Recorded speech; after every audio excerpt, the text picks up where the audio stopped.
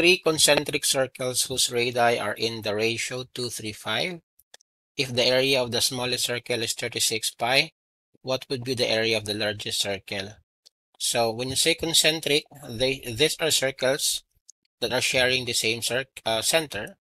So meron kang tatlong circle daw, and they're concentric. They share the same center. So ang sabi, yung area ng smallest circle is 36 pi. So alam natin na ang area is given by pi r squared. So if yung area is 36 pi, this is pi r squared.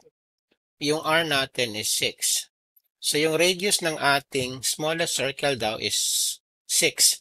Pero ilang parts ba yan? Remember, this is a partitive proportion or ratio. Ilang parts yung 6? Dalawa. So meaning to say, yung dalawang parts na yan is equal to 6. So each part will be 3.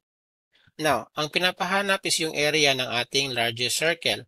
Ilang parts yung ating largest circle? 5. So meron kang 5x. So meron kang 5 times 3.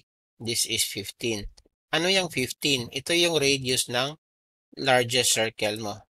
15. Now, balikan natin. Ano nga yung area?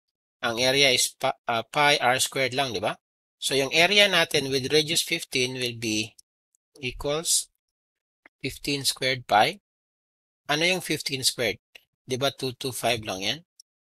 Pi. So, yung sagot natin will be D. Follow for more.